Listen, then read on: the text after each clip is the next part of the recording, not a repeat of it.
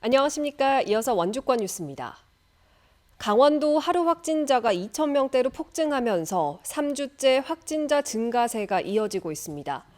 오늘 0시 기준 강원도 하루 확진자는 2,009명으로 전날보다 1,331명, 직전주 같은 요일보다 1,120명 증가하면서 지난 4월 말 이후 처음으로 2,000명대로 올라섰습니다.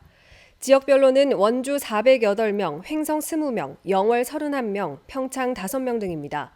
한편 활동량이 많은 20대 이하 확진자는 1,026명으로 전체의 51%를 차지했습니다. 도내 누적 사망자는 878명, 치료 중인 위중증 환자는 7명입니다.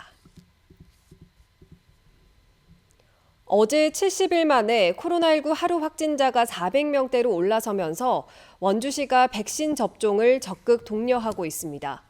원주시는 어제부터 사전 예약을 받기 시작했고 오는 8월 1일부터 보건소와 위탁 의료기관에서 4차 백신을 맞을 수 있다며 적극적인 접종을 당부했습니다.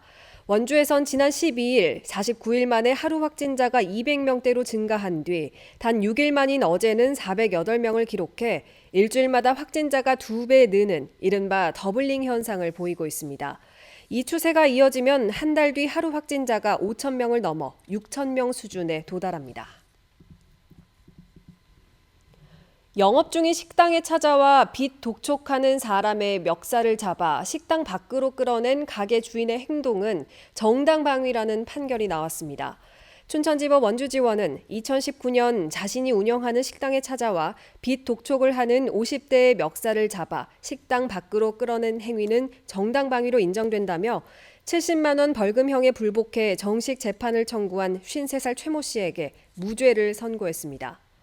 법원은 민사소송에서 채무가 없다는 판결이 나왔는데도 가게를 찾아가 빚 독촉을 하고 퇴거 요청에 따르지 않는 행위가 오히려 퇴거 불응이나 업무 방해가 될 수 있다고 판시했습니다. 원주 전통문화교육원이 개원식을 갖고 본격적인 운영에 들어갔습니다. 원주 향교 인근에 위치한 전통문화교육원은 지난해 8월부터 개보수 공사에 들어가 지하 1층, 지상 4층 건물로 준공됐으며 전시실과 국악공연장, 인문학 강의실 등의 전통문화 교육시설을 갖추고 있습니다.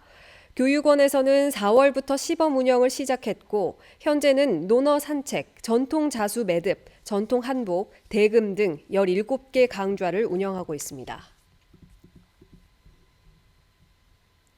한국야구연맹 KBO가 추진하는 야구센터 후보지로 횡성이 거론되면서 횡성 베이스볼 테마파크가 활성화될 수 있다는 기대감이 커지고 있습니다.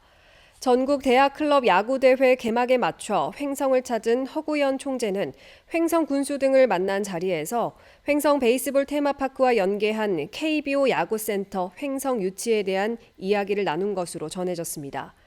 KBO는 심판과 기록원, 경기장 관리 요원 등이 훈련할 수 있고 기본적인 경기장과 숙박시설, 실내 연습장, 물놀이 시설 등을 갖춘 야구센터 건립을 구상 중으로 다음 달 전국 단위 공모가 시작될 예정입니다.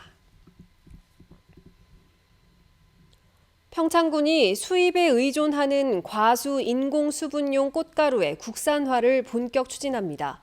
평창군은 고품질 과실 생산을 위해서 국도비 등 1억 4,500만 원을 들여 농업기술센터 실증 시험포 내에 10,000제곱미터 규모의 꽃사과 과원 조성과 기계 장비 구비 등을 추진한다고 밝혔습니다. 현재 관내 사과 재배 농가에서는 매개곤충 감소와 수분수 부족으로 꽃가루 수입 의존도가 높은 실정이며 평창군은 올해 생산 기반을 갖춰 향후 꽃가루를 농가에 공급한다는 계획입니다. 한편 평창 지역은 120여 농가 70헥타르 면적에서 한 해 480톤의 사과를 생산하고 있습니다. 영월군이 올해 상반기 계약 심사를 통해 5억 4천만 원의 예산을 절감했다고 밝혔습니다. 영월군은 올해 국고 보조사업, 정부 산하기관 공모사업 등 상반기 보조사업 75건을 심의한 결과 사업 전체 예산 273억 원 가운데 2%가량인 5억 4천만 원의 예산을 절감했습니다. 영월군은 관련 규정에 따라 2009년부터 종합건설 3억, 전문건설 2억, 7천만 원 이상의 용역 등에 투입되는 예산의 적정성을 사전에 심사하고 있으며 지금까지 159억 원을 절감했습니다. 끝으로 뉴스를 마칩니다. 시청해주신 여러분 고맙습니다.